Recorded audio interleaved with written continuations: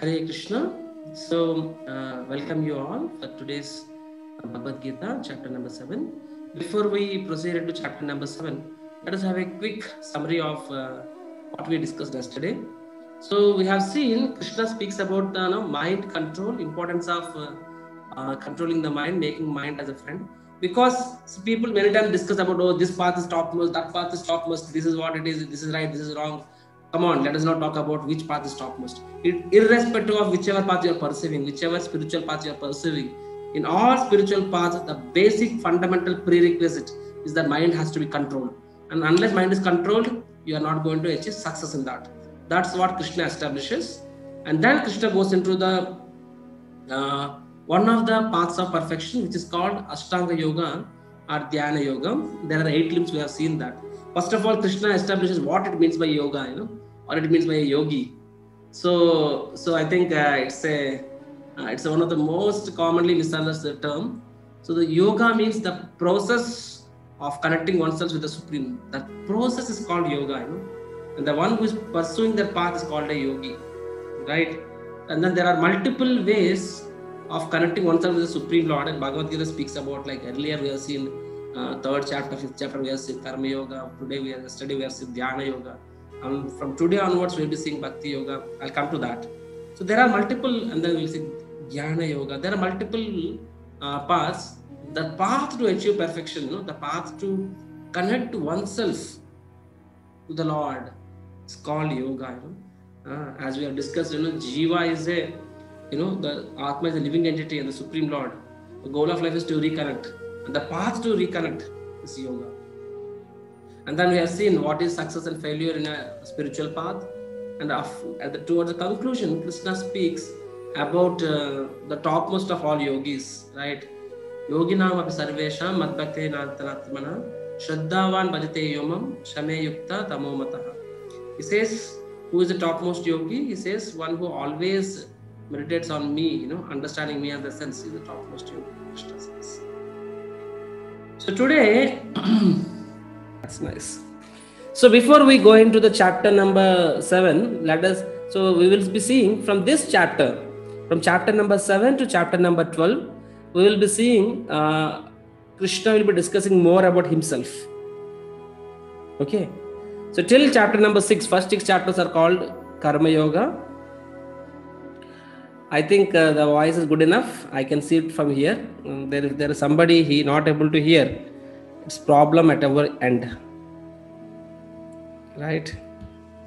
So if somebody, so the first 6 chapters, Krishna speaks about Karma Yoga. And from this chapter onwards, Krishna will be discussing about, predominantly he will be talking about Bhakti Yoga, the process of Bhakti, and where Krishna speaks a lot about himself, because the process of bhakti is more to do with heart than with anything else. Of course, certainly that the body and the limbs and the activities are all important, but it is more of the consciousness, and also it's about the heart. And for that, the knowledge of the Lord is absolutely important. So if we go into that, let us see this chapter. So this chapter, the chapter number 7, it's called Knowledge of the Absolute. That means, right, today we'll be knowing who is God and what God means. Because India is a factory of, India is a factory which produces a God every day, is it not? This God made in India. India is the world's number 1 exporter of gods. So but we are not worshippers of any god. So what does it mean by God? We'll see that today. Okay. This chapter. So if we break up this chapter into 4 modules, the first part is about hearing, where Krishna speaks about the importance of hearing from an authority. The second part, we will see how to see the Lord everywhere and anywhere, in essence. Okay. How to be Krishna consciousness. Third concept, we will see about why some people accept God, why some people just cannot comprehend God. It just doesn't fit in their system, Why is it so? The last concept, we will see about demigods. Okay. So now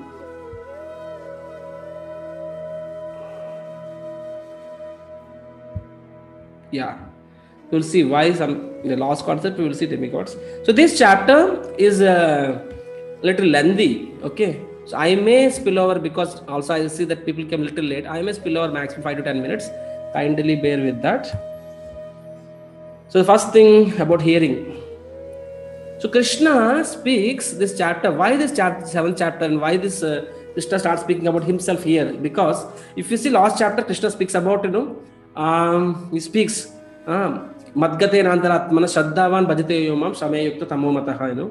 One who always meditates on me and one who is worships me and serves me, he is the topmost of all yogis, Krishna speaks. But for someone to meditate on someone, you need to know about him, right? Unless you know about a person, how can you meditate about that? Right? So the prerequisite, for to meditate upon something, you just can't meditate on something in a void. Of course, there are people who do that, but that's not something not recommended by Krishna in Bhagavad Gita, actually. So Lord says that to meditate on me and to become my devotee, you have to first hear about me, right? So this chapter, Krishna starts speaking. Not only this chapter, from this chapter onwards, Krishna elaborately speaks about himself, actually, right? And you will be surprised why Krishna is boasting himself. But my dear sir, it's not, because sometimes people, unscrupulous person, they say like that, why Lord is so much boasting himself, come on, he has to be humble, he has to be modest. Okay, understand, one has to be humble and modest, but then also one should speak the truth. Imagine somebody asks you, my dear sir, who are you? He says, I am the CEO of a so-and-so company. Then tell him, hey, why are you boasting yourself? Why don't you say that I am the toilet cleaner of the company? You say, excuse me, I understand, but I am not the toilet cleaner. I am, in fact, the CEO. So you see, do you expect a CEO of a company to tell that I am the toilet cleaner of a company? Of course, it's nothing wrong to be toilet cleaner, but just the fact that, whatever you are, somebody has to speak, right?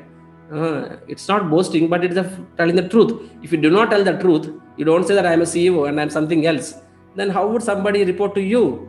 How would somebody, whom will they take advice from? Whom will they take instructions from? So a CEO of a company has to speak, has to establish his position that I am the CEO, and his name may be there on the board, right? In his office, and he will sit in his office, and outside there will be a board CEO of a company. That's required. So similarly, if Krishna does not speak that I am the God, and Krishna doesn't speak that what are all his opulences, who in this world is going to tell us? Tell me. Despite Krishna speaking so clearly, still people do not. I mean to say that I am God, you are God, all are God, and all this concept nonsense.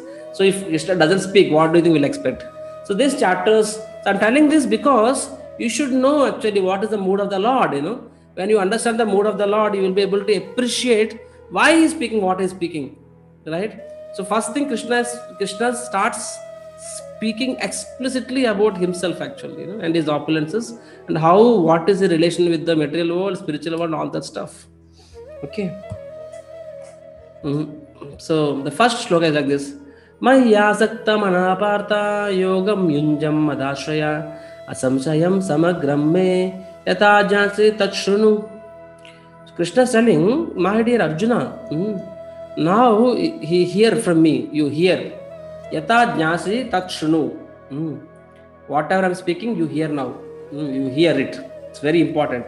Spiritual life, it's hearing. You hear more and then you speak. Okay. Krishna is telling, I will now explain you how to attach your mind to me, how to absorb in me. So the earlier chapter he spoke, one who is always absorbs his consciousness in me, he is the topmost. And now Krishna is telling you, now I will help you how you can always be absorbed in me, while being in this world. So now hear attentively, Krishna speaks. So so the process of hearing is extremely important, especially in the spiritual life. See, if even in this material world, I mean to say, even for the material knowledge, the knowledge that is available all around us, the knowledge of this material world, we see there are 3 ways of gaining knowledge. One way is what Pratyaksha Praman is called, a direct perception, which means all of 5 karmendriya, gyanendriyas, eyes, ears, nose, tongue, skin. These are the 5 gyanendriyas, and most of the knowledge that we acquire is from this Gyanendriya. That's called direct perception.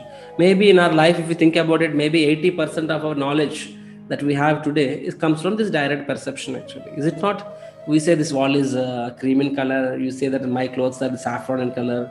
And I can see there are 42 people attending the class. How is that I'm seeing all that? My eyes. So similarly, I can say the weather is cold now. Why? Because my skin is telling me. I can see that you can see that my voice is low. How do you know that? Because your ears are telling you that my voice is low.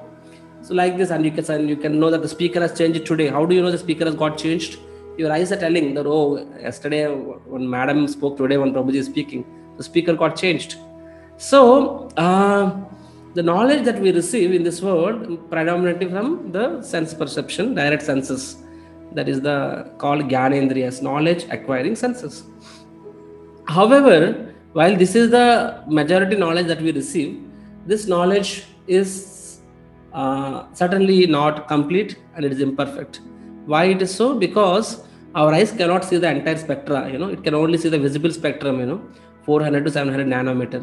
Anything that falls this side or that other side, you just can't know. You just can't know what is, from the other side of the wall. Can you know that? You cannot know that. You cannot see when the light is off. So that means there is a limited range in which the senses will perform. Anything outside this range, it doesn't work out. And this is the case even with material knowledge. And if sometimes even animals can do that, you cannot do that. Like for example, an animal, a dog, a sniffer dog can catch a thief. Can tell who came in this room, where did he come from. It can catch. You can't do that. What a dog can do, you cannot do that, because dog has a better nose power. Similarly, what a cat can see in the dark. Can you see that? You cannot see in the dark. Cat can see that. So name a sense. There are animals like a snake. It's the skin of the snake is extremely sensitive. We cannot perceive. Somebody is moving there somewhere. Your skin can't tell you that. But for a snake, somebody making a little bit movement. And then the air vibration, the skin can perceive that of the snake. It's extremely sensitive. So the point I'm trying to say is that even for the material things, even for material knowledge, I'm not talking of spiritual knowledge, even for material knowledge, that this senses, knowledge acquiring senses, they're not complete. I'm not saying they're incorrect. Sometimes they can be incorrect also. Like your eyes will tell you that the sky and the ocean is mixing. But that it doesn't really. Your eyes will tell you that the two railway tracks are merging at some point, but it doesn't merge. So sometimes even they give incorrect knowledge, but sometimes even if they give correct knowledge, it's incomplete knowledge actually. So this is the case with material knowledge. Forget about the spiritual knowledge. In spiritual knowledge, the senses doesn't even have access to. And second thing is Anumana Praman. Anumana Praman means hypothesis and logic. That means you do some experiments, some theories, and by that you come with some inference actually. If A tends to B, B tends to C, then it means okay, C tends to A, something like that. Like people sometimes experiment on what this atom must be made up of, how this molecule must have made up of, how light is coming. So they do their own theories and experiments, and the science predominantly is based upon this Anuman Praman. That means experimentation and hypothesis and conclusions actually. And now, while this also gives us certain knowledge, and this is also limited because, first of all, even to experiment, you get some results, and based on the results, you derive some conclusions. But the results itself can be errorsome because the ultimately it comes from direct senses. So the first step itself there can be a mistake, and in the second step also you get some result, but based on the result, what can be the conclusion? There can be multiple conclusions that can be derived from a particular result actually. Actually, I have spoken a lot on this slide. This one slide itself is a 2-hour lecture. This one slide itself is a 2-hour lecture. And for those of you who are interested in knowing more about this, you can go to ISKCON Vijayawada channel, where I have spoken a 7-day session on journey of self-discovery. There is a series called Journey of Self-Discovery, where we have spoken elaborately on this slide actually. It's which speaks about what is the way to receive spiritual knowledge, right? So Anuman Praman. So in spiritual matters also, this also doesn't work out. Like many people do experiments about are we the body, are we the soul. This experimentation has been going on for decades and decades and decades. And somebody says we are the body, some say we are the soul, so many things and all, but it doesn't arrive at a definitive conclusion. It can be, it may be, perhaps, it's always like that. And the last thing is Shabda Praman. Shabda Praman means deductive knowledge. That means hearing from a bona fide authority. This is another way of gaining knowledge. So even in material life, Shabda Praman, we see like our parents tell this is what it is. We accept it and then we see that is what it is. Teachers will tell you this is what it is. We accept and then we can verify it. Verification is not wrong, but we start with some beginning point. We just don't say I will not even accept also, like understanding. So hearing from an authority. So in the spiritual circles, this is even more important actually. It's even more important that we rely more on Shabda, because not everything you can prove with your senses. Like people say, if God exists, why he doesn't come in front of me? That means you wanted to prove God using your senses, using your eyes. But come on, what is your eyes range? First of all, forget about what is the range of your eyes. First of all, are you qualified? If you say if Prime Minister Narendra Modi, then if he comes in front of me next minute, I will believe. First of all, do you think Prime Minister is like is really concerned? Oh, if one Chakradhari doesn't accept me, what will happen to me? No, Prime Minister is not concerned. Similarly, so what about God? And second thing, are you qualified to see him also? Right? So then there is way to learn every subject. So spiritual subject matters, you should accept from a bona fide authority, not from any authority, but from bona fide authority. And session number 4, we discussed about the parampara, Guru Shishya parampara, where the transcendental subject matters come in a disciplic succession, right? So how do you know who your father is? One thing is that you can do a DNA test and all the 700 million people, 700 crore people, right? But still you may not come to a conclusion, and one lifetime is not sufficient to do a test. But then if you ask your mother who your father is, mother will tell you, beta, here is your father, and accept it. And if you still have doubt on what mother is telling, do a DNA test on that particular person whom your mother is referring to. That makes it very easy. Because goal of life is to not just to know who your father is, but to make relationship with your father. So your whole lifetime goes in search of who your father is. Then even if you know what is that you are going to gain actually. First of all, you won't be able to in one lifetime. It's not possible for you. But even if you come to know in one lifetime, by the time your life will be over. So better is that ask your mother. Why? Your mother is authority. So similarly, when it comes to spiritual subject matters, your whole life may go in thinking about this is not, maybe this, maybe that. And you will not do any practical, things about self-realization. But if you accept scripture, if you accept, in a proper bona fide scriptures, in a bona fide parampara, in bona fide gurus, authorized parampara, authorized gurus, and then you see in your life, apply it and see in your life, and the results will come. And if you still have doubt, do experimentation. But let us have a beginning point. That is called Shabda Praman, So that is the reason. So hearing is hearing from a authorized person, authorized scripture, an authorized parampara is most important in the science of self-realization. Okay. And now Krishna speaks in shloka number 3. Okay. Shloka number 2. Jnanam te hamsa vijnanam yadam vakshyam asheshata yajnatva neha bhuyonyach jnatavyam avashishyate.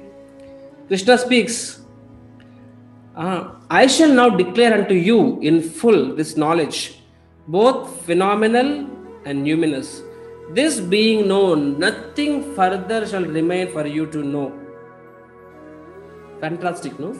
See, many times, even those who believe that there is some superpower behind this universe, they say that, well, of course, I do agree God exists, but nobody can know God. It's not possible to know God. Why? By our mind and senses. Human brain cannot understand, cannot comprehend God, cannot know who God is. So don't try to know God. Sometimes people say that.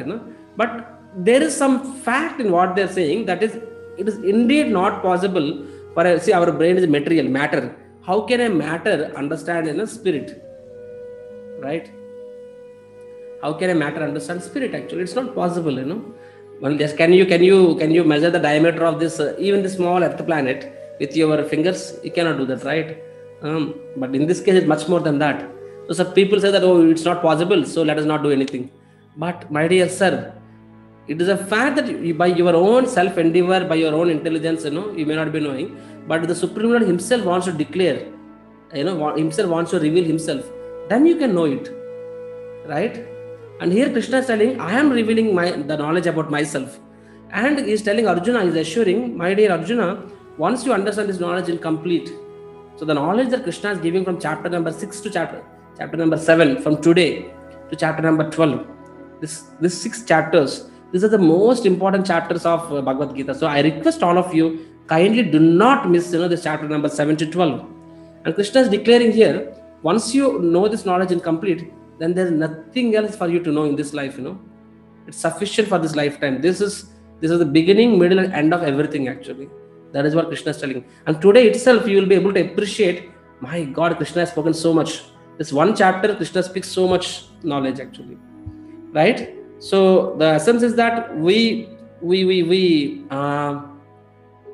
it's a fact that one cannot understand God by himself. But when the Lord Himself wants to reveal through the authorized scriptures, then we can know. And that is the only way we can know. Right? And then shloka number 3, Krishna speaking, all of you repeat after me. So I will read once. And then second time, again I will read. Second time, you read in chorus with me. I hope that is how it is happening here. Manushyanam sahasreshu kaschit yatate siddhaye kaschit yatate siddhaye yatatam api siddhanam kaschin mam vetti tattvata.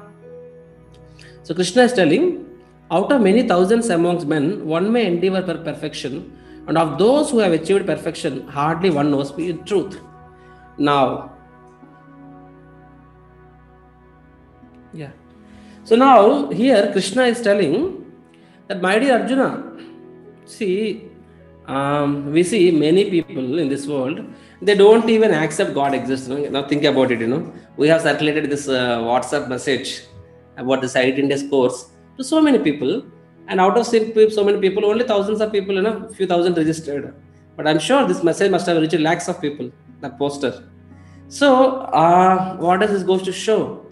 That not everyone will be interested in knowing about God, right? So now, so that's not a surprise. Why? Krishna is himself telling that, my dear Arjuna, not everyone will be interested, actually. Only 1 in 1,000 will be interested to know about God. So don't be surprised. Oh, I see all my friends don't believe in God. Maybe I am the minority. Maybe they are right. Maybe I am wrong. Don't go by this, this so-called democracy, I mean to say, this majoritarian system, Krishna himself is telling, my dear Arjuna, not everybody can understand that. And why so? Because Krishna himself declares, I think he will declare in the next sessions, that this material world is compared to like a prison house. This material house is for those rebellious souls who have turned their faces away from God, So this is called, when the jiva falls down from the spiritual world, his original position, to this material world, because of his envy towards the Lord. That's why we come here. So every person who has come to this material world is envious of God, actually. Some are less, some are more. That's it. But everyone is envious, actually. Now you go to a prison house, you go to a jail, and you see why people are rude, why people are, I mean to say, very non-gentlemanly, or you go to a hospital, expert, why people are all coughing, sneezing, and sick. Come on, you have gone to a hospital, and you go to a hospital, what do you expect? You expect people doing, gymnastics and six-pack ab and smart people? No. Hospital is a place where diseased people are there. Similarly, jail is a place where criminals and rogues are there. So that is what you expect, So you may expect 1 or 2 gentlemen, but not many. Similarly, in this, when you come to this material world, this is the place where there are jivas who are envious of Lord has come here. So we don't expect everybody will be able to understand this, right? So Krishna is telling only 1 in 1,000 will try to know. And then even amongst those, only one, hardly someone of, 1 in 1,000 will try to know about me. And even amongst those who are trying to know about me, only 1 in 1,000 will really understand me in perfection. That means there are many, rarely few people only try to know about God. But even amongst those who try to know about God, not everybody follows this process. Because some people think, chalo, I believe in God, but then I will know myself. Maybe I will just do any meditation, I will just read any random book, or why should I accept a guru, why should I accept a shastra, why should I accept, practice, God is in my heart, why should I chant Hare Krishna, why should I go to temple, so people have many conceptions, So Krishna is telling, rarely somebody is interested, but even amongst those who are interested, really rarely one will know me in truth, right? And I congratulate you, because you are one amongst those 1 in thousands and 1 in thousands. So now this is another interesting topic. It humbles us. Krishna is telling next that he is everywhere and he is in everything. Krishna talks about his energies. Now let us see. So Krishna here tells about that he is the source of the matter and the spirit. Everything. He is the source of everything, This shloka number 4, he speaks that he is the source of Prakriti, matter. Next shloka number 5, he speaks that he is the source of Jiva, that is a living entity. And shloka number 6 and 7, he speaks that he is the Lord of the universe. Not Lord of the Rings, Lord of the universe. And then shloka number 8 to 12, he speaks that he is the essence and cause of everything. Okay. Bhumirapo nalo vayu kammano buddhirevacha ahankara iti yamme binna prakrita rastada. Earth, water, fire, air, ether, mind, intelligence and false ego. All together, these 8 constitute my separated material energies. So Krishna is telling that this entire these 8 are his Bahiranga Shakti. Bahiranga Shakti means it is his external energy. And now for your information, I think we have already discussed in chapter number 2 itself that this entire material universe is made up of these 8 elements. Entire, name anything, is made up of these 8, nothing beyond, nothing more, Okay. So any gross matter is made up of what? Earth element, water, fire, air. Ether means space, space, sky or space, you can call it as. So these 5 elements, and you see here, this, so like for example, think about the jivas, all of us. Jiva means not only humans, animals, all living entities. All living entities, we have this gross body, right? This gross body is made up of what? Pancha Mahabhuta. Is it not? Bhumi Rapo Nala Vayu, right? Come. That means in earth element, our body has earth element and our body has water element, right? There is so much water and blood. The air element, the life 5 airs, and then fire element, the Jataragni, and the air element, the space, air element, the Kam means space. So the space also is there. So the gross body is made up of this earth, water, fire, air, ether. And then we have a subtle body, the subtle body, the inner covering. That is made up of what? Mind, intelligence and false ego. Right? We have discussed. So this is the subtle body is made up of these 3. Gross body made up of these 5. At the time of death, gross body is separated. At the time of moksha, liberation, subtle body is separated. Right? So you can see the gross body. So now this is the body. If you think of the circles, this is the body. Then the external, the blue color concentric circle is the gross body. The 5 elements, that is what we see. So what our eyes will see is nothing but this blue layer itself. You can't even see the subtle body. Subtle body is the natures, emotions, behaviors and all. There's something which there is because of the subtle body, person behaves certain way. So this is gross body which we can see, and inside the gross body you see there are 3 concentric circles: mind, ego, intelligence. This is the subtle body. The Sukshma Sarira. For those of you who have not read, who have not attended chapter number 2, it may be first time for you. But for those of you who have attended chapter number 2, this is something you have already discussed. And inside that there is soul. We, I, you, all of us, we are the soul. And the first covering for the soul is this. You can see, this is the first covering. That is the subtle body made up of the three things. And then the outside covering is the gross body. And if you observe here, the gross body is blue, blue in color, and then there is soul. So there is something called, what is that one that is attached to the gross body? Ego. So ego is the connecting point between the gross body and the soul. So ego is the connecting point. That means it's the false ego which makes the soul entrapped in the body. I think I am the body, because of it I am in this body. I think I am servant of Krishna. The moment I understand that I am a jiva, I am a part and parcel of God, I am a servant of God, then that means the ego disappears. Then you will not be entrapped in a body. Okay. Anyhow, so here, oh my God. So here we are seeing that this gross body,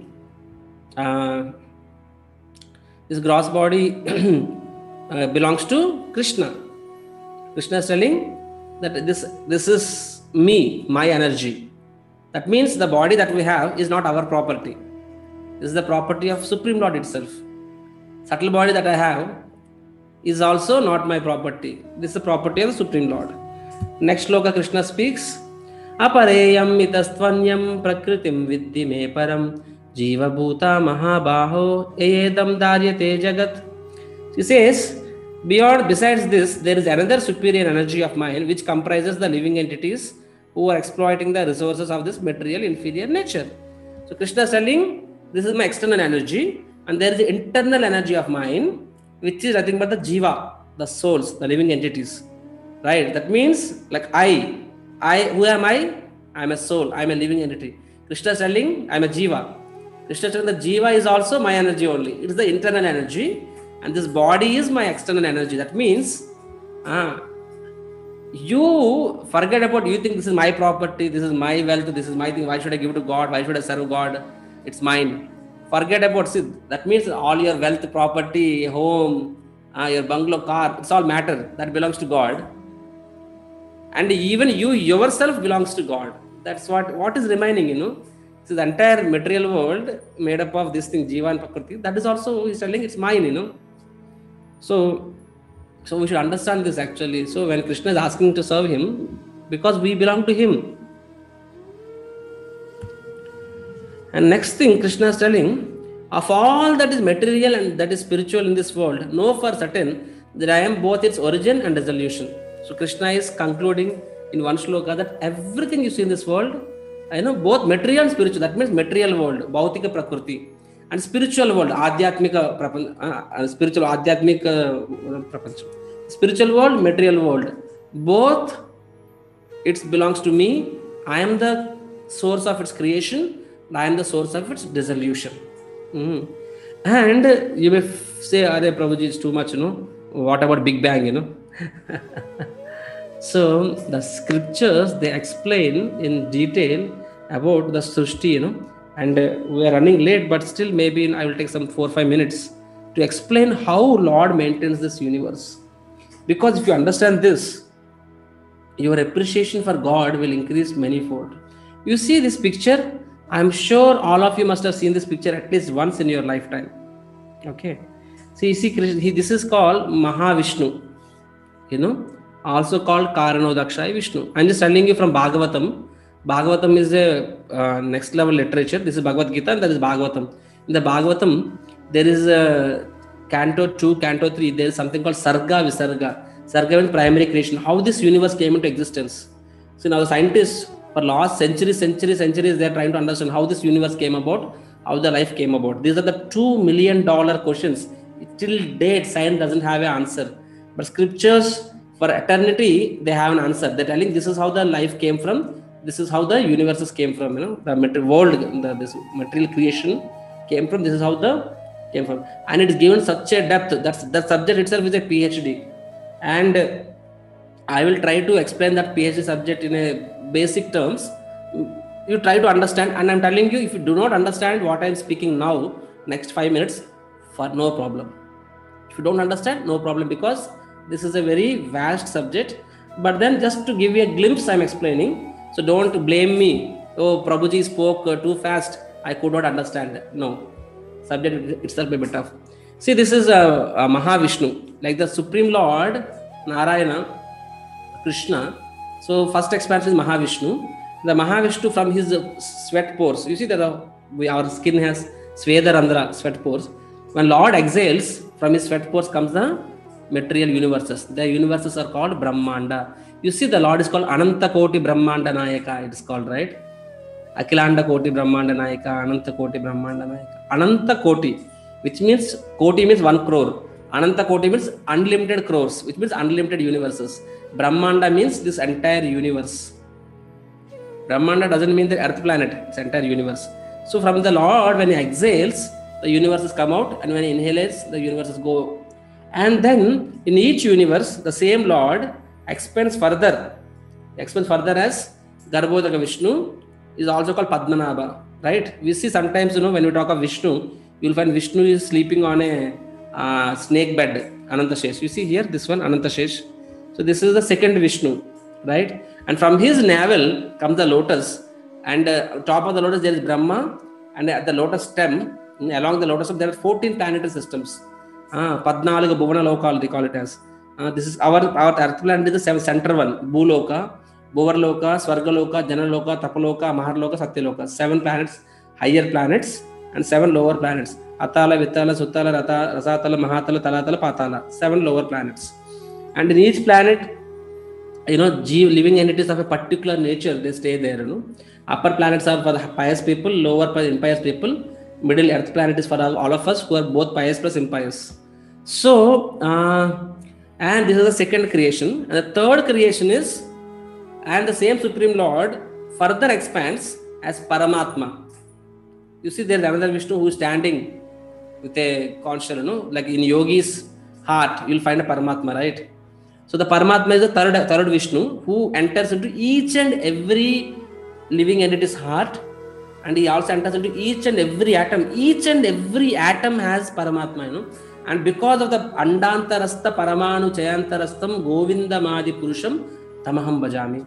That means the Supreme Lord, he enters the entire universe, and he enters into each and every particle, what the science called nucleus, energy. But where that energy is coming, they are telling there is energy in every atom, but from where the energy is coming, they don't answer. They can't answer actually. It's because of the Supreme Lord. Every atom functions in a certain way because of the Lord. Every molecule functions in a certain way because of the Lord. Because of the Lord, that particular thing gets a particular property. So he's telling that I maintain the universe, entire universe, and I maintain each and every atom also. That means you can understand it's the Lord himself who is pervading everywhere. That more details we will see in Bhagavad Gita next tomorrow and day after tomorrow we will see that. But you understand and appreciate, now this is the depth of, I meant to say, I spoke in a nutshell, but this itself must be bewildering for some of you, right? How does universes can come from the Lord body, and again they enter, within that there is another Vishnu, and from his lotus, from his navel, that's the reason Lord is called Padmanabha. From his navel comes the lotus. And there are 14 planetary systems, and each planetary system has so many things. So the earthly planetary system itself is called, and within that there are 7 islands. One of the islands is called Jambudvipa. In that there is something called Bharatakanda, and something called Bharatavarsha. In that there is the earth planet. So that is called Jambudvipa, Bharatakande, Bharatavarshe. You must have heard the Vedic prayers, no? So there is so much creation. It's all coming from, and there are unlimited universes. And how many sand particles are there in one ocean? Unlimited. Each of that Lord is there, So such a complex thing, and this is what Lord is all about. And we, in the earth planet, we're talking earth planet is nothing like the earth planet where we are living is lesser than a sand particle in an ocean, much lesser than that. And the earth planet, there is one continent called Asia, one country called India, and one city called Vijayawada, and one small, house called ISKCON. In that one small room, where there is one small man, Chakradhari Das, and he is thinking, I should know God, everything by myself. And if it doesn't fit in my mind, I don't believe him, I reject him. Come on, So after knowing all this, at least you can appreciate that there are things which may not be able to comprehended by my brain, but I accept the scriptures, right? Because I understand that I am not sufficient. Can a fish understand the entire ocean? I mean, just one ocean, just one small ocean. It's nothing, Ocean is nothing, compared to the creation. One small ocean. Can a fish can understand the entire ocean? It's not possible. But we try to fit in everything, and then we say whatever doesn't fit in my system. Why this happened? That shows God doesn't exist. Come on, right? So Krishna explains, I am the origin and dissolution. So another thing, by hearing this, we should understand that means God is in all control. And if I surrender to God, I'm not surrendering to anybody, like my employer. Maybe he's in losses, he can't give me salary. But here is such an employer, who is Anantakoti Brahmanda Nayaka. He can support you unlimitedly. All that you need to do is surrender to the Lord. And then this is the most important shloka in the entire Bhagavad Gita, where Krishna says, Matta paratanam nanyat kinchidashchid dhananjaya mayi sarvam idam protam sutre manigana iva. Krishna is telling, oh conqueror of wealth, there is no truth superior to me. Everything rests upon me as pearls are strung on a thread. You see, Krishna is giving an analogy. You see this necklace, this pearl necklace, and we see all the pearls are strung together. But then, how can two pearls be together? It's not possible. It's only possible when there is a rope inside. The thread is something the thread is something you cannot see. But anyone with a common intelligence can understand the fact that these pearls are together means there is a thread that is passing through. So similarly, Lord is saying, my dear Arjuna, you may not see me. The people cannot see me, but the fact everything is happening in a particular order, the rains are coming. Imagine for you to filter salt water, how difficult it is. But the Lord's system itself does everything, by the sun, the rainwater is, the salt water goes near fresh water. And the sun also, there is all the sanitization. You see, so much of resources are exploited, but still the sustenance is happening. Who is doing all that? Who is giving ores, minerals, why the sun, why the earth planet, why no two planets are colliding? Why they are not colliding? What is the explanation? So we can talk about unlimited things. I don't have time. But then he's telling that just think about how this creation is happening, how the life is coming. Are you producing life? You cannot. When somebody is about to die, you can't save him. That means you cannot save him, you cannot produce also. How this production is happening, women and men are coming, production is happening, and women doesn't even know how the child is growing, but child is growing. Women doesn't even know why the milk comes only at the time of pregnancy, why it doesn't come before, why it doesn't come after. So is the mother deciding when the milk should come, when it shouldn't come? The nature, when the time comes, the nature gives the milk for the child. When the not needed, the milk stops. So there is somebody who is providing for the child, and it's not the mother. Understand? The mother is the medium through which the milk is coming. But who is providing? Material nature is, Mother Nature is providing actually. Supreme Lord is providing. Of course, not to diminish anyone, but the point I'm trying to say is that there is such a genius behind this universe, and that genius is something you cannot see, but you can know if you use your intelligence. Just like here the pearls, the thread is something you cannot see, but then if you use your intelligence, you can know that there is a thread. So Krishna is telling, I am the thread.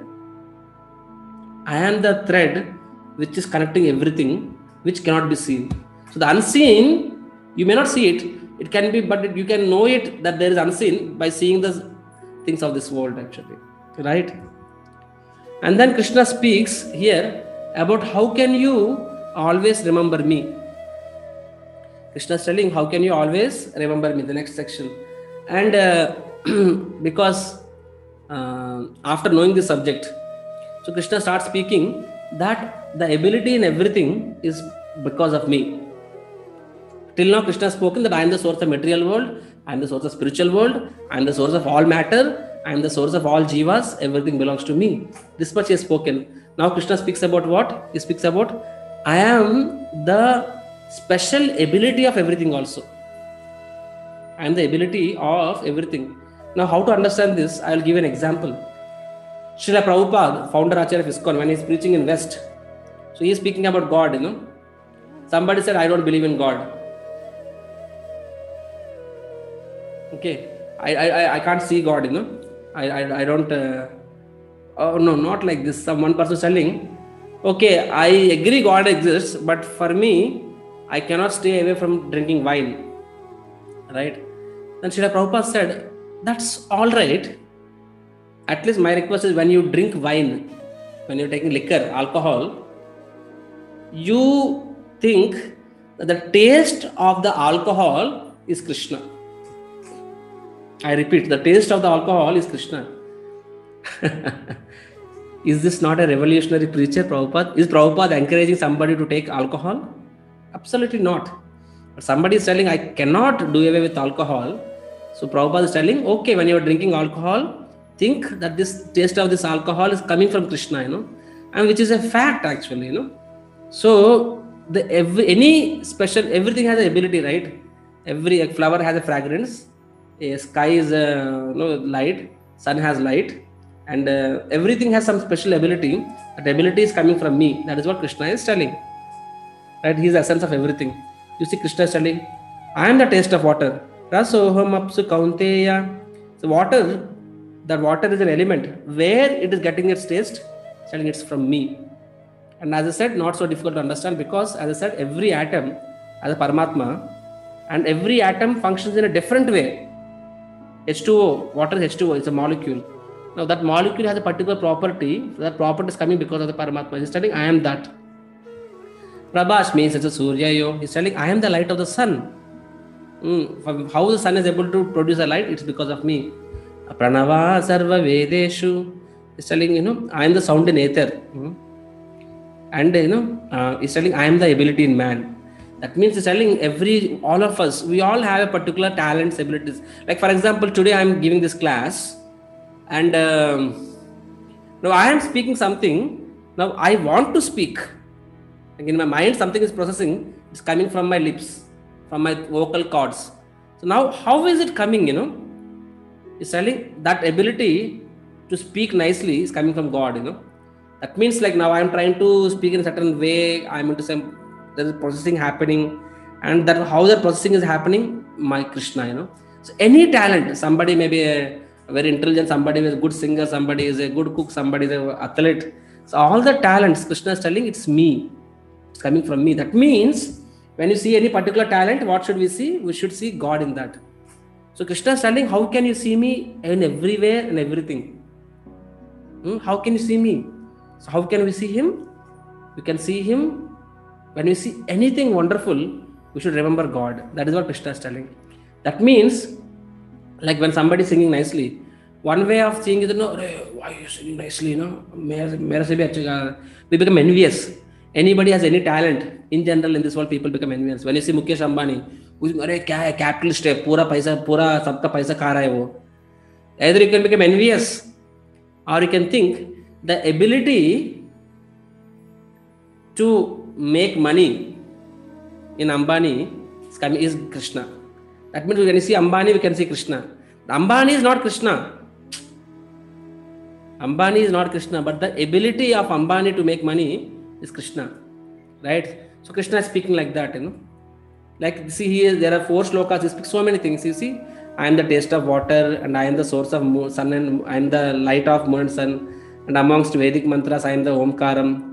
And I am the ability in man, I am the fragrance in earth, I am the heat in fire, I am the life of all that lives, So I am the intelligence of the intelligent, I am the prowess of powerful man, right? Like this, he speaks so many things.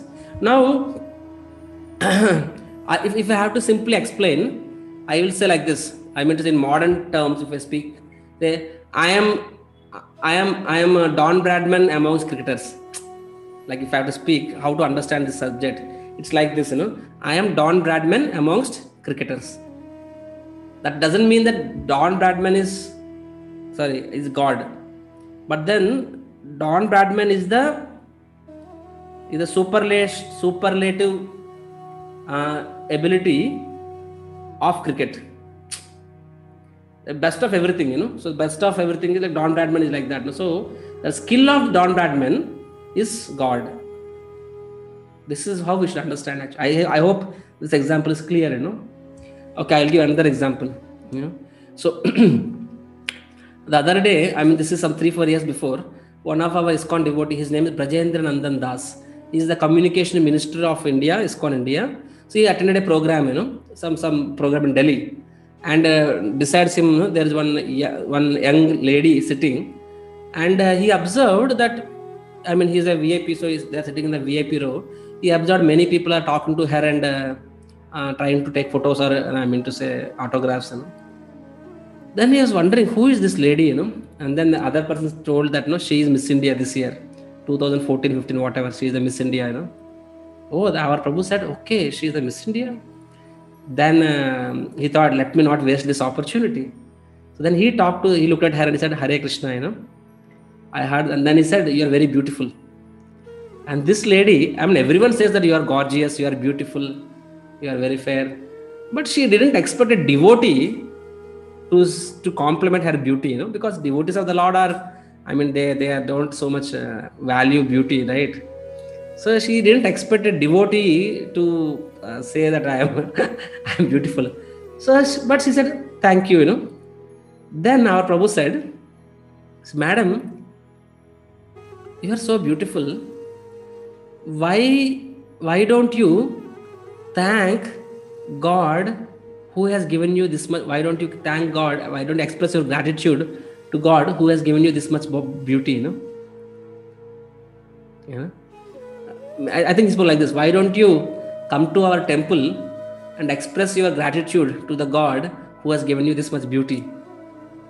And this lady, this Miss India, she was bowled by that, because so many has glorified her beauty, but not even one person has reminded, it's not me who wants to be beautiful, I am beautiful. It's because it was given to me. It is an ability. The beauty is also an opulence. It's an ability. That was something God's gift, actually.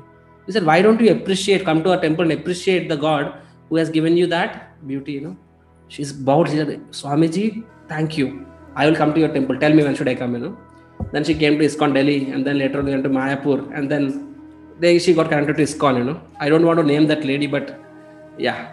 So you're understanding, right? So when we see any skill in anybody, we understand what skills I have belong to God. And today, if you are able to make crores of rupees, that means you have that skill. That skill is coming from God. So you should be grateful to God. You should be more than happy to give the results, part of the results to God. If you're a good singer, you understand that skill is coming from God. You should be more than happy, use your skill in glorifying God. If you have so any skill you have is coming from God, so use that skill in God's service. So similarly, any skill anybody has, understand that is also from God, and instead of becoming envious, jealous, understand, oh, God has mercifully, given his blessings to him, So that ability, talent is not ours, it is God's. If it is ours, why is it not? It is with you always. Like the beauty, will it stay with you forever? The strength, will it stay with you forever? Nothing will stay with you. That means it is given at some point, it will be taken back at some point. That is what it is.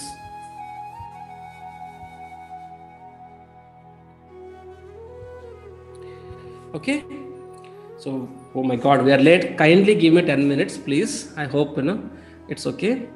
So then next concept, the concept number 3, where Krishna is speaking, that after knowing this, I believe, like whatever we have discussed in last 45-50 minutes, this should help you to appreciate God little more. This will help you to surrender to God little more, When Krishna is telling, my dear Arjuna, with all this, still there are 4 categories of people, they will never surrender to me. They will never surrender to me. And there are 4 kinds of people who surrender for me. He speaks that. So accept or reject. So before that, Krishna speaks the shloka that unless somebody takes my shelter, they cannot cross the Maya, he says actually. Nama Maya Duratya, it's very difficult. One who takes shelter of me can easily understand me. So Krishna speaks that. And he speaks that, but 4 kinds of people do not take shelter of me. Who are the 4 kinds of people? Namam dushkriti no muda prapadyante naradama maya pahrita janam asurim bhava mashrita. He says, who are the 4 category of people? This is 4 category. They never surrender. Muda. The first category of people who don't surrender is Muda. Muda means grossly foolish and hardworking asses. Donkeys, asses. Gade. Gade anta kada. So this is the category of people who has unlimited faith in their abilities, in their talents. They say work is worship. They say, अरे भगवान God what is nothing, कुछ नहीं जानता है, मेहनत करो, है ना भाई, वर्क कर लो दुनिया मुट्ठी में, work and you will be able to achieve everything. And they will give some example. Chalo, this fellow, you see, he worked so hard, he achieved it. So I will also work so hard. I don't want to chanting one round, 10 minutes, no time, I have to work. So these are called asses, donkeys. They are called mudas. They are such a foolish people. They don't understand that you are not the only doer. You see, day before yesterday's class, there are 3 actions, right? The Ishvara, Jiva, and then Prakriti. These 3 combined, then the action will perform. Who is the performer of action? Prakriti. Jiva is only desirer. Lord is a sanctioner, right? Just by hard work, you don't get results. You also need to have some. You also need to have some Prakriti, that some karma, and also the Supreme Lord's mercy has to be there. And then, of course, coupled with your hard work. But these people, they do not. They only think, they can achieve everything, and God doesn't come in picture, and the God doesn't exist. This is the worst category, Muda. The second category called Naradama. Naradama means uncivilized people. They are more or less like animals. They appear like human beings. They can't even understand. They don't have that intelligent cells also to even understand. There could be somebody called God, or there's something called higher intelligence. This doesn't even enter the system, The third category called Maya Apahrita Jnana. These people are most dangerous of all the 4. Why?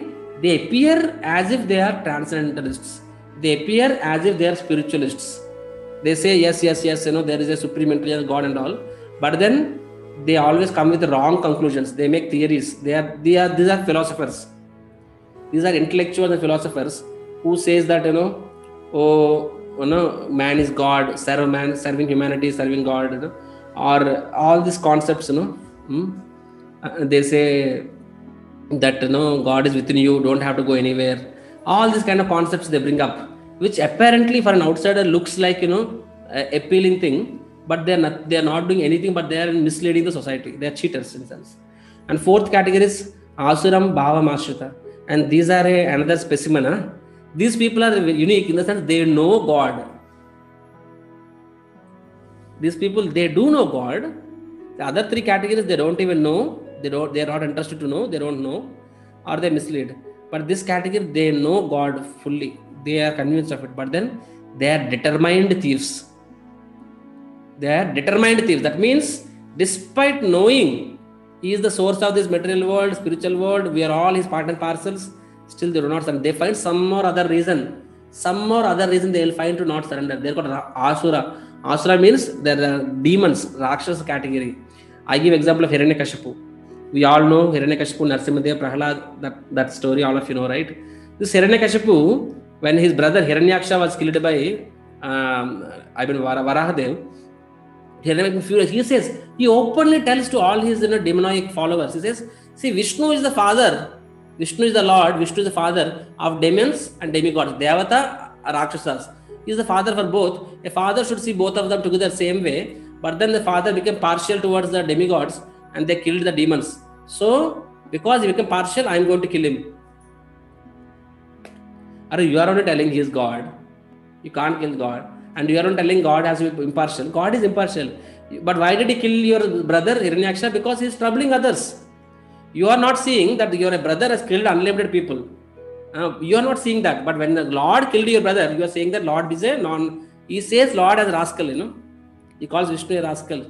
And says because of which I am punishing Vishnu, because he became partial. He is no more God, That means, see, a normal person not believing in God is acceptable. He doesn't know. Here is a person who knows everything, he doesn't believe. And then Krishna speaks about 4 categories of people who surrender to God. Chaturvidam bhajante mam jana sukriti norjuna arto jijnasur artarthi jnani cha bharatarshaba.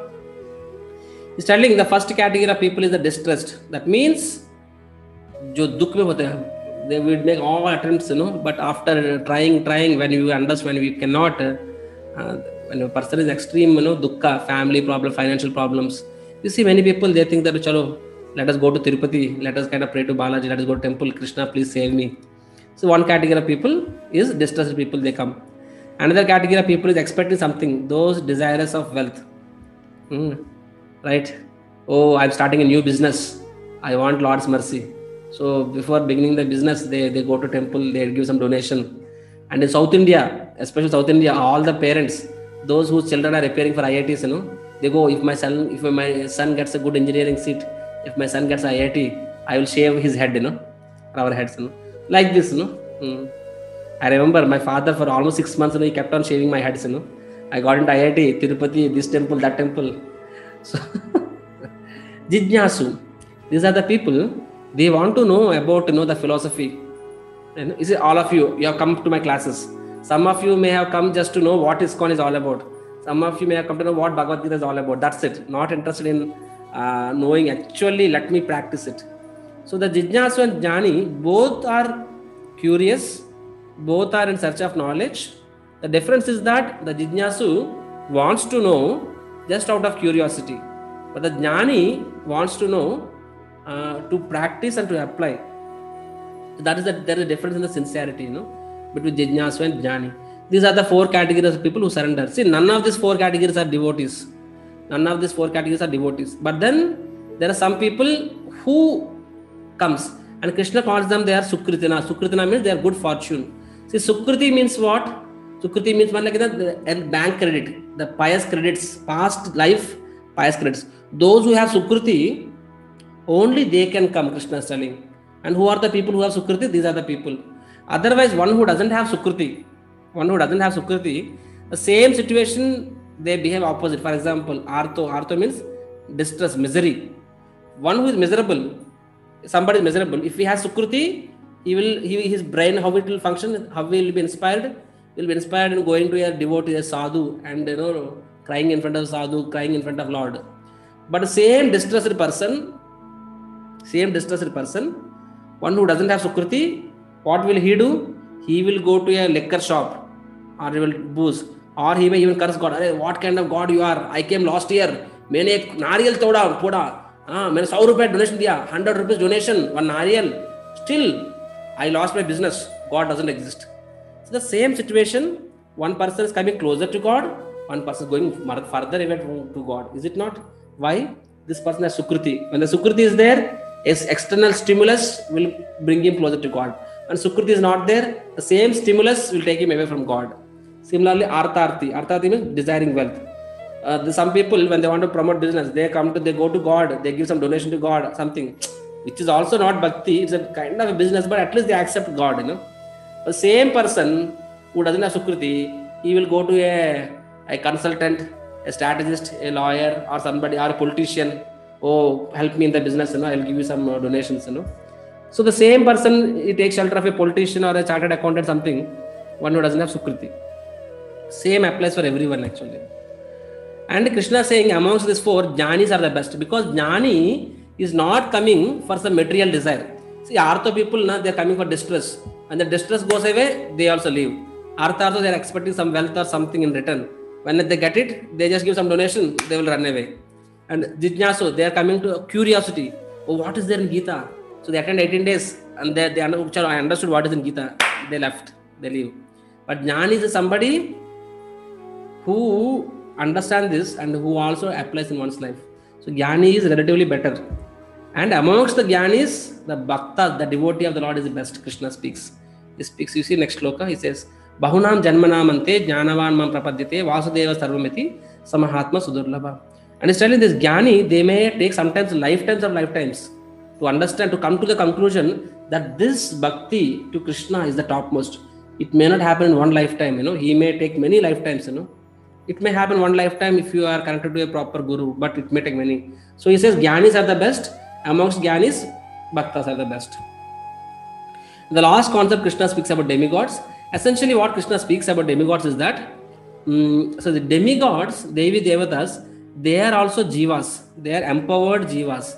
Like we are also jiva, they are also jiva. The difference is that we are a baddha jiva, but they are like, they are authorized representatives of the Lord. Authorized representatives of the Lord. And why that the demigod, they take care of the administrative affairs and they have got powers. So Krishna is telling, although demigods can fulfill your desires and all the demigods can give what you want, but that ability of demigods to give is coming from me. So Krishna is telling, it is better to worship me than coming to demigods. So he is telling, when you come through demigods, it is a indirect way of worshipping me rather than that directly worship me, is telling. And Krishna is telling later on why somebody worships the demigods. He's telling that, he's telling that because too many desires. Because Vishnu is like a father, demigods is like a shopkeeper. A shopkeeper gives whatever you want. You give 100 rupees, you ask him for a gold flake cigarette packet, he will give you. But a father doesn't give what you want, he gives you what you need. So sometimes a child, he understands and he may know that here is my father, but he thinks my father doesn't give me, so let me go to the shopkeeper, So that means similarly Jiva, sometimes, he wants too many material desires, and Vishnu will not give you unless it is necessary for you, right? Or even if he gives you, he purifies you and then he gives you. Like Prahalad also, Dhruva Maharaj had many material desires. Hiranyakashipu has many material desires. Hiranyakashipu went to Brahma, Dhruva went to Vishnu. And Vishnu, what he did, he understood Prahalad has too many material desires. He purified Vishnu's heart, Dhruva's heart, and then he gave him kingdom. But Brahmaji gave kingdom to Hiranyakashipu with no purification of heart. So he just gave what Hiranyakashipu wanted. But Vishnu understood it's not good for Dhruva Maharaj. So he purified his heart, then he gave. So Krishna speaks in this chapter. Don't get confused. We are not undermining anything. But he says that, he calls them, this is not topmost intelligence, because ultimately is coming from you, better worship me, like that. And he speaks the reasons also, because the demigods, they can only give material things. They can give things in this material world. They cannot give mukti. They cannot take you out of this janma mrityu jara vyadhi. At max, you can go to the Swarga Lokas, they can help you, they can fulfill your material desires, they can take you to heavenly planets, but they cannot take you to Godhead, and they cannot give you, spiritual permanent results. That is what Krishna speaks. And last thing Krishna concludes, that for those who challenge me, some people like they say, oh, God is proof. But Krishna is telling, for those who challenge me and for I will not manifest, I will cover myself, right? For them, I am covered by my external creative potential. That means the atheistic person, the atheistic scientist, they try to come up with evidences to prove God doesn't exist. So even their intelligence to come up with the theories to prove God doesn't exist, even that intelligence is coming from me, Krishna is telling. That means those who don't want to believe me, I give them the intelligence by which they cannot believe me. So Krishna is telling that, And last thing is telling that, but at the same time, for those who surrender unto me, I am, as a Paramatma, I know that what is in their heart, and I always support them. That means you want to know God, God will give you intelligence to support, to enhance your faith. You don't want to believe in God, Krishna is saying, I give them the intelligence they don't accept, because Krishna is not, he doesn't force anyone. On the other hand, who doesn't surrender, Krishna will punish by not allowing him to come closer to him. And conclusion, Krishna is telling, the final shloka, last shloka is telling that for one, who have acted piously in previous lives and this life, and whose sinful reactions are completely eradicated, they engage themselves in my service with determination. Krishna is telling, you want to advance in spiritual life, you have to eventually come out of your sinful life. Right? For one who is sinful, his intelligence will be bewildered. Such a person cannot understand transcendental subject matters. So Krishna is concluding here that like in this path of spiritual life, that is one kind of boat. Another boat is sinful life. Sinful life, spiritual life. You can't travel in two boats. So eventually you have to, give up your sinful. That's why in ISKCON we are particular that we have some rules and regulations which we encourage people to follow. But however, we understand that we have living certain life, and it may not happen in one day, but then we focus more on the positives. What are the positives? The positives are chanting Hare Krishna, holy names of the Lord, praying to the Lord, reading scriptures, Bhagavad Gita, Bhagavatam and all, associating with devotees. By that what happens? We get a higher knowledge, higher taste. When you get the higher taste, lower taste will be easy to give up, So, we focus on the positives better. But Krishna is making it clear that, I do what I want to do and still I want to be spiritualist. They are both are not compatible, right? So the conclusion, so the summary of this chapter we have seen. First, Krishna explained about the importance of hearing from an authority, and we can know about God only when God reveals. That is Bhagavad Gita. And then we have seen Krishna explains he is the source of material world, creates spiritual world, matter, spirit, and creation, dissolution, maintenance. Everything is him. Third thing he speaks. After knowing this, also some people doesn't accept, some people accept. Who are those who don't accept? Who are those who accept? Last thing Krishna speaks about demigods. He says the results of worshipping demigods are temporary. He says, and they can't give you Vaikuntha. They cannot only they cannot take you out of birth and death. That is what Krishna speaks. So I am thankful to you for your patient hearing, although I delayed. But kindly apologize me. Any questions? I don't mind answering for next 10 minutes. So kindly raise your hand and then I will allow you to speak. Okay. Meanwhile, somebody is asking me here, what is the difference between God, Godhead and Lord? They are the same, one and the same. Godhead means Devadi Devadu. God. I mean, in simple terms the same. Lord is a term different. Lord can be referred to many. Lord Brahma, Lord Narada, So Lord means, even sometimes, a king can be called as Lord. My dear Lord, we call, right? So Lord means, master. Lord means Prabhu. Lord means Ishwar. Okay. Lord Shiva. Lord means Ishwar. But God means only the Supreme Lord Vishnu. God means Bhagavan. God means Bhagavan, so like that. If a person has bad qualities, is also acquired from God. If not, then why does God have to create a person with bad qualities? So somebody is telling, if somebody is having bad qualities, are they also coming from God? And why Lord has to create a person with bad qualities? You see, every jiva has a free will, Svecha Sankalpa. And that free will is something which Lord will never interfere with or play with. Okay. Every jiva has an option to surrender unto God or not surrender unto God.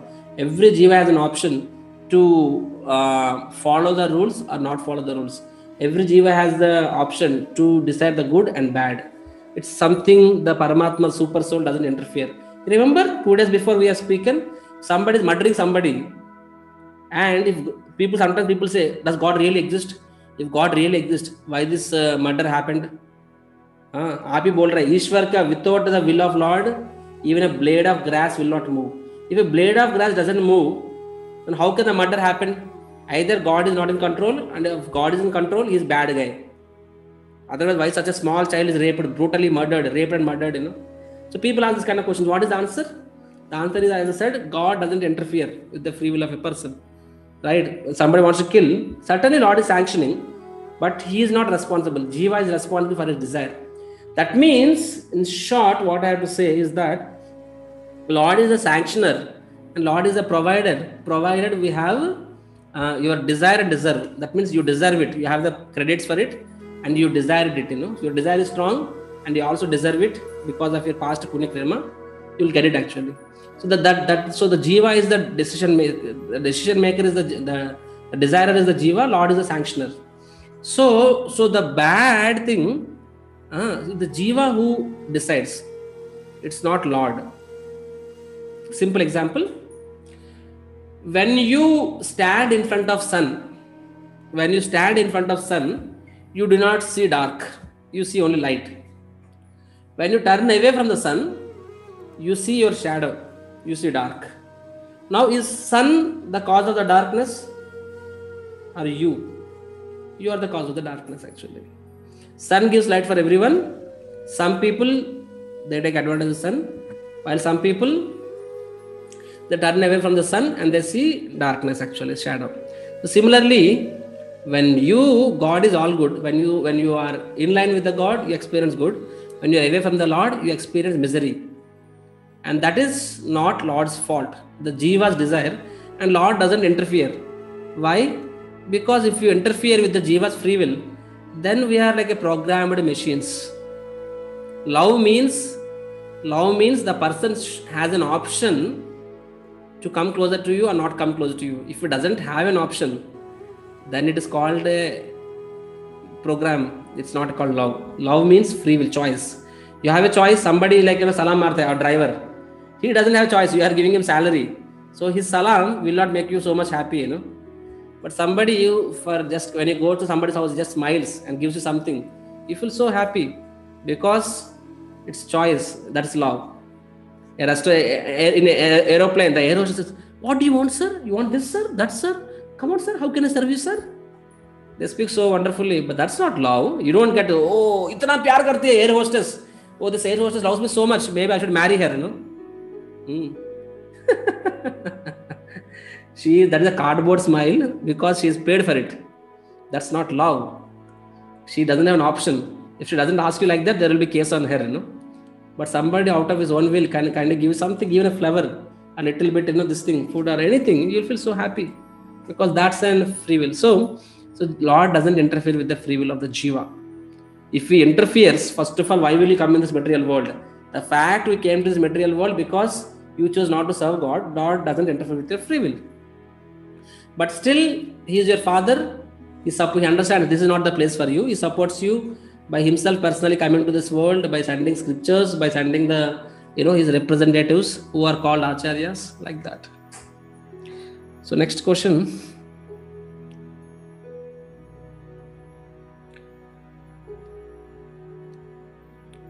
What is the difference between residence of Lord? Okay. When Krishna is everywhere and knows the past, present and future, what is the point of creating the world and us mere puppets? We are not puppets. We are, as I said, we are, Jivas. The Jiva has first of all, why did Lord create us? That's a good question. Because, Lord is all enjoyer. To enjoy, you need a team. So that Mama Krishna speaks next chapter, Mama Vamsho Jiva Loke Jiva Bhuta Sanatana. He says that all the living entities, they are my parts. They have come from me, and then they the Jiva and the Lord, they always enjoy together in the spiritual world. That's our constitutional position eternally. Because so to enjoy you need another person, And then this world is created. It's like this because some Jivas, they misuse their freedom. They say that, okay, maybe there is another happiness in serving oneself, let me try something else. Right? When the child wants to be separated from the father may request you, "Arey beta, you go to city, you leave me, you will be exploited." When the child is stubborn, insisting, you can't help, the child and the father will leave. And child go to city, his whole money gets exhausted. He is cheated by the people. He understands this is not see, at home your mother will feed you everything, and your father will take care, mother will take care. But when he understands that, that's not the life, then he comes back, right? So similarly, the material world is like that, where the Supreme Lord creates this world to make people, chalo, you want to be independent, you wanted to enjoy yourself, you try in this material world. And Jiva, he tries all means, and then when he understands this is not what it is, he comes back. Do the Lord punish them or not? See, Lord doesn't punish anyone. It happened by his energies, right? The energies will take care, Every person is responsible. And that punishment, see, don't think, in other religions they say, those who doesn't surrender unto God, the Lord sends them eternal hell, eternal heaven. And people some religions try to threaten like this. But then, come on, how can Lord send somebody to eternal hell, Lord is not compassionate. If somebody is selling, let us say son made a mistake. What do you think Father will do? Father will give you a slap, and then Father again will give you some chocolate cake, or he'll take him to some movie, patch up. Because Father loves the child. Will Father kill a person, kill his son, just because son made a mistake? Will kill him? No, right? Similarly, it's not that Lord is like a judgment maker who is making mistake, who is not obeying me. let me cast him to hell. That's what some religions speak to create fear. But actually the fact is the Lord is an all merciful Father. Just like when a son is deceased, the father will choose to give him something, not give him something. Similarly, the Lord controls the Lord, protects the persons. And when somebody makes a mistake, the material nature will punish him to reform him actually. Just like the state, there is a prison house. There is a state, there is a city, there is a jail. In every city there is a jail, because for those anti-social elements, if they remain in the city, they will cause problem to the citizens. So they are sent to the jail for reformation, transformation, and again they are brought back. And now the purpose of punishing the prisoners, right? Punishing means depriving him of some facilities and making him work, is not to kind of torture or a vengeance. It is just a process of reformation. Similarly, material world is like a jail, and so the jail there are criminal laws, and then the spiritual world is like the society, civic society. There's one good question. If God is everywhere, why should we go to temple and pray to the Lord?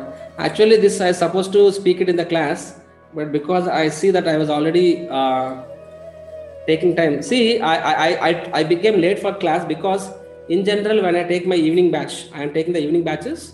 Today's subject is very important subject, so I have already built for today's class in my previous classes, and here I don't know what all was discussed, what was not discussed.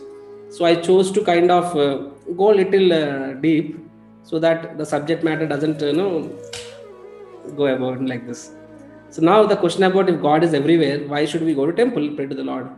As I said, you will see in chapter number 9, Krishna speaks, Maya dadam idam sarvam jagat avyakta murtinam matstani sarva bhutani nachaham tesho vastita. Krishna says, Mayi sarvam idam bhutam. So, Krishna speaking, Maya tatam idam sarvam jagat avyakta murtinam. Krishna saying, by my energies, I am pervading everywhere and I am in everything. Like for example, God is in atom. Atom is not God. God is in the tree. Tree is not God. God is in a rock. Rock is not God. God is in water. Water is not God. God is in air. Air is not God. So understand this point. That means, but God is there in it as his energy. So as a Shakti is permeated everywhere. As a Shakti. As a Vyakti means person. He is manifested through some authorized sources. And that manifestation is called deity, Shri Vigraha. Deity is different, idol is different. Idol means any putla. Idol is different. Deity means Shri Vigraha, Shri Murti. In temples, we have deities. So Lord, by his energies, is everywhere, but as a person, he is available in certain places where he is accepting your service and prayers. You can pray to the Paramatma directly also. That is also okay. You don't have to go to temple to pray. You can pray here. But then, how will you serve the Lord? You have to serve the Lord the way Lord wants you to serve. That is the temple of the Lord. And I can explain you a simple example. See, the signals are everywhere. How? See, you want to call your relative in some, like you are in Vijayawada, you are in somebody in Delhi. Now you want to talk to your relative at Delhi. How do you talk? The signals, the telephonic signals are everywhere in the, is it not? It is there everywhere, no? Can you talk and your Delhi person can hear? Signals are there everywhere, but he can't hear you. You need to have a receiver, phone, right? Modulated. So you need to have a phone, right? You need to have a transmitter and receiver. That is called phone. Simply phone is nothing but a transmitter and receiver.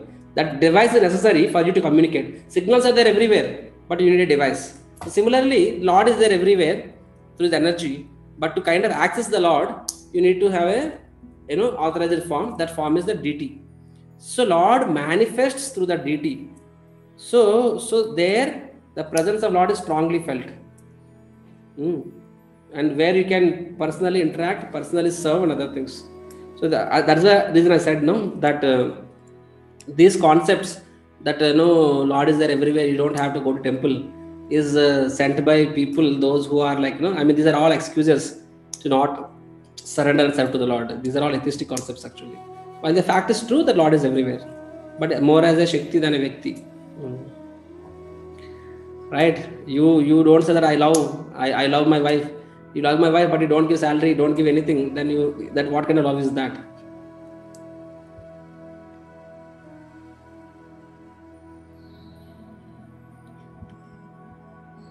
Isn't the compassionate God taking avatars to kill bad guys? There is no compassion towards bad people.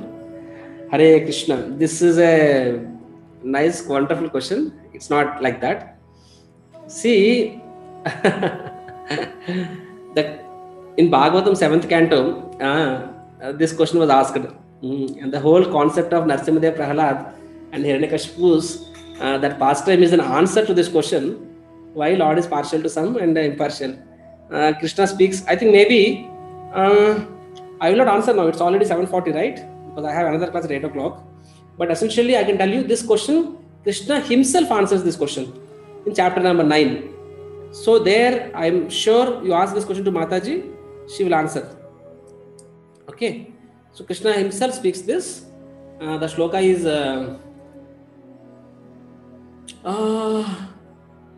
Name dveshosti na priya. Krishna speaks actually. Yeah, he speaks in 2 days time. You will hear this particular answer to this question. So I will not get into this answer. Okay, I hope I have a little bit at least fulfilled your requirements. And I mean to say, I hope I did some justice. May not be as much as Mataji, but I would like to wind up here. However, before I wind up, I request all of you, kindly do take this knowledge seriously, especially the ones that you are going to hear next couple of days. It's extremely, see, you some of you may be 30, some may be 40, some may be 60. Right? So already you have passed a certain phase of life, certain amount of life. Directionless, rudderless. But then, but then Krishna's mercy, we have come in contact with this transcendental knowledge. And this is very, you will see by the time you complete your 18 days, if you are really attentively hearing, you will cry tears of gratitude, because one lifetime is not sufficient to get this much knowledge what you will get in 18 days. I tell you, seriously. Okay. It all depends upon, the purity of the teacher and the sincerity of the student, And I also repeat, I see today some of you joined the class late.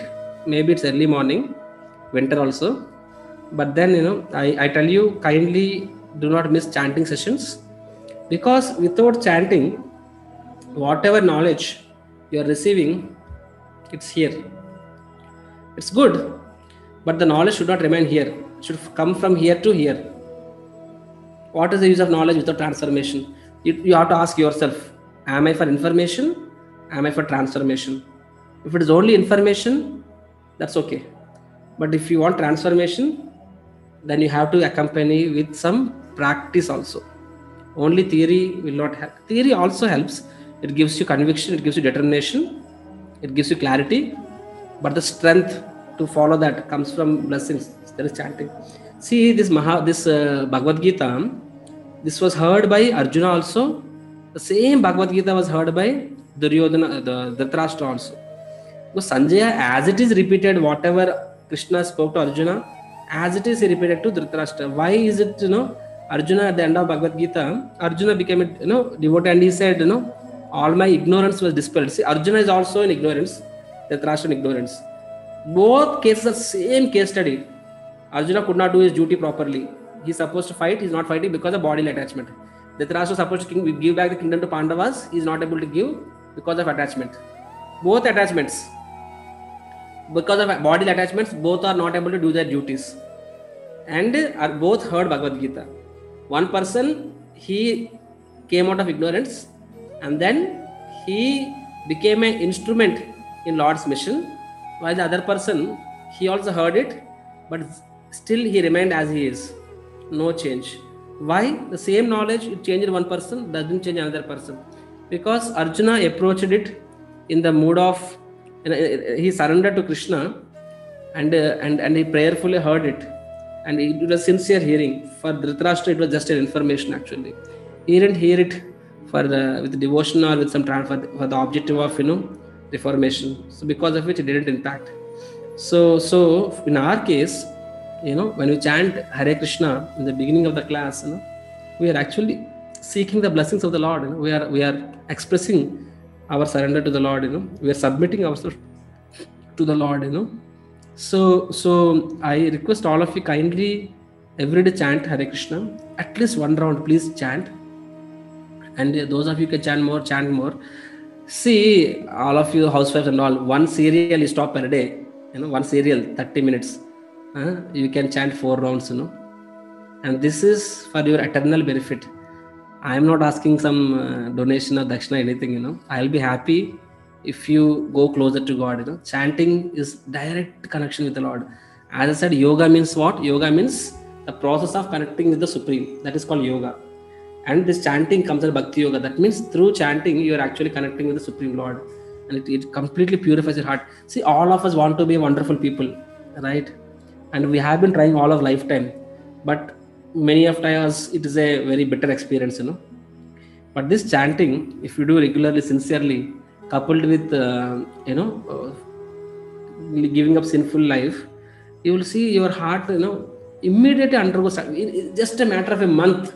You will see you are a much, much better person actually. I bet you that. The first batch, we have trained almost 5,000 people, and so many of them are literally crying tears, they're telling, Prabhu, thank you very much. I mean, my life changed, they said actually. So I'm sure some of you will remember this. Okay, when did we start this course? November 28th. November 28th is a turning point in my life. Some of you will surely say that I know that. I may not be knowing you, but I know that some of you will surely send a message to me like that. Okay? So I apologize for going late. Kindly forgive me. And I wish to interact with you again some other time in the future. Okay? And if anybody has any particular question, they can send a message to me or in the group also. Right? Hare Krishna.